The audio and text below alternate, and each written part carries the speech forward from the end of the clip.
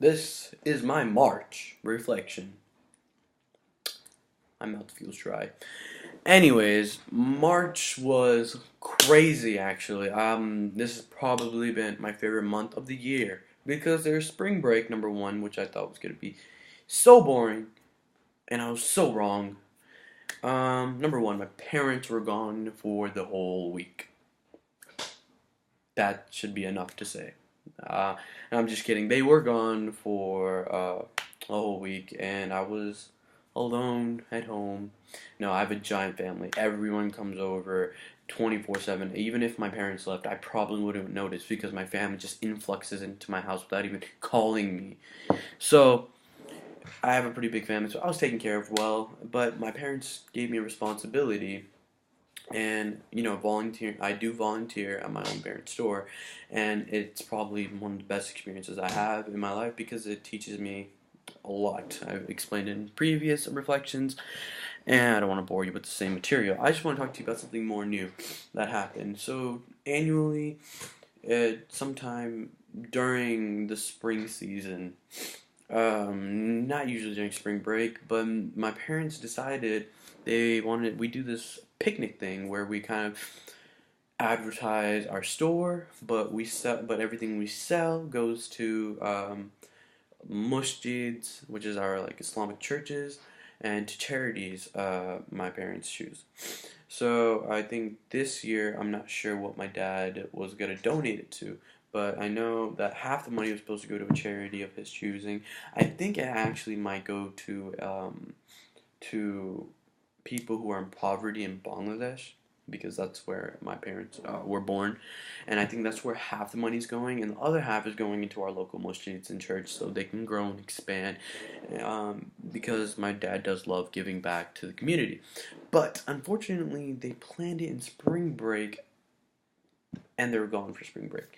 So they gave me a whole rundown on how to do everything. They told me to double check everything because they already called everyone and workers, so I had to work closely with my managers, and actually the manager of our mostly of our stores are all relatives of mine. It's this kind of because our store is kind of chains. We have one in Carrollton, Richardson, Plano, Flower Mound, and one in Irving, where it all started.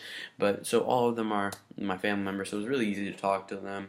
So, but they all kind of looked at me because my parents didn't talk to them before. So this was my first time to actually step up and show some leadership. Like it was crazy, and so I started off. My parents, so I really helped with ordering food because this was going to be held at a kind of like I don't want to say a lake because although there was like a really big river, um, it was still like in an urban area. I mean, there's apartments around, but they were kind of distance away, and there's a lot of natural land, and there's a pool too. So like, it was really weird. It had a really nice feel to it. I really liked it. It was really public and open, so anybody could come, and if you drove by, you could see it. And there's a whole bunch of signs saying, "Hey, dude, park, man. What are you doing with your life? Experience something new." So I've already called a lot of my friends, school friends too, um, to come. I wish I invited you, Miss Vila. So dumb.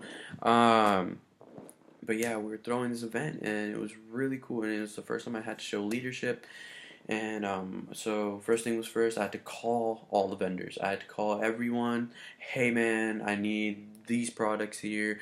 If you want a booth, you need to come today. You need to confirm with me. You need to tell me how many volunteers are coming. If you want, and then all this other stuff. So first thing first, and then I also had to talk to all my chefs who work in the cafe part of our grocery store, because we also have a cafe where we make food because it's kind of a restaurant slash grocery thing. So if you love the food, hey, go buy the materials to make it yourself. But anyways, so I talked to all the chefs saying, oh, you need to make this many biryanis. You gotta make some tandoori chicken. You have to make some butter chicken. What else did we have? We what else did we have? We had bartha, samosas, chotpuri, um, a lot of other stuff. We had dal and everything. We had like the most brown food ever, but you know, that's really cool, and the people who's going to attract, they're already going to come. So I was like, you know, the brown or like, you know, the people I knew were gonna come. Like they always come every year. It's an annual thing, and occasionally they'll bring other people. But I kind of wanted to impress my parents and bring some new people. Like I wanted to attract. So I decided I've never cooked steak in my life, especially on a grill. And I learned how to cook steak. I learned it online. And it was cool. I learned how to season it properly. And it was really fun because it was me and my cousin. He doesn't work. He's just my cousin. His name's Ontor. If you ever care, real name's Abaidar, but I call him Ontor. And we kind of did this thing together where we cooked steaks, we made chicken, and we put a little brown flair. Like the seasoning, we had some masala in it, and this yogurt my dad advised me to do, and I was like, okay, I'll do it. And it was really cool. So let me show you a couple pictures of what the actual location looked like because, oh crap, oh, a picture of the pool. Oh, well, but this is the river side of it. But like you can tell, there's some random people I don't know. So, but like you can tell that this is the river. But like if you look over there, you can see a couple buildings over there. So yeah, it was still urban. Oh yeah, it's right there.